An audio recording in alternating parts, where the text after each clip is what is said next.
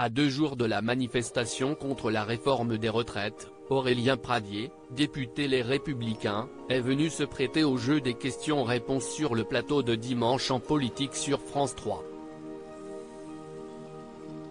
Lorsque Francis Letellier a relancé le vice-président des Républicains sur la réforme controversée des retraites, Aurélien Pradié n'a pas hésité à prendre un exemple très personnel pour illustrer ses propos: la valeur travail, c'est une valeur de droite. Mon jeune frère est boulanger.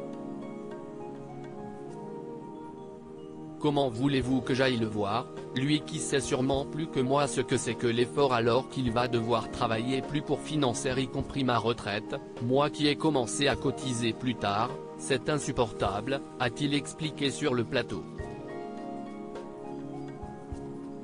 Le débat sur le texte débutera le 6 février prochain à l'Assemblée.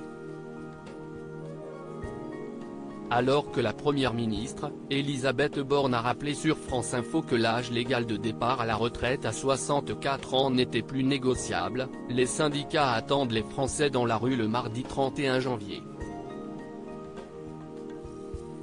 De son côté, Aurélien Pradié a déclaré sur le plateau de France 3, « Elisabeth Borne a la tête dure, moi aussi.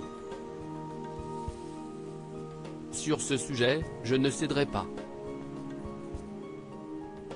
Les voix des élus du parti seront-elles suffisantes pour que ce projet de loi puisse passer, car ce sont les Républicains qui ont la clé et qui donneront ou non la majorité à Emmanuel Macron sur ce projet de loi, selon le journaliste Francis Letellier.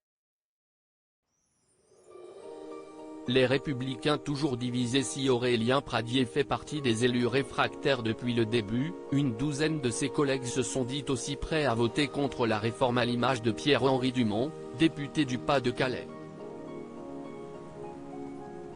Pour emporter leur suffrage, la majorité devra accepter la condition stricte mise sur la table qui est de faire en sorte que ceux qui ont commencé à travailler tôt, ainsi que les femmes, ne soient pas pénalisés, a déclaré Aurélien Pradié dans l'émission Dimanche en politique. Article écrit en collaboration avec 6 médias. Crédit photo, capture d'écran France 3 Dimanche en politique.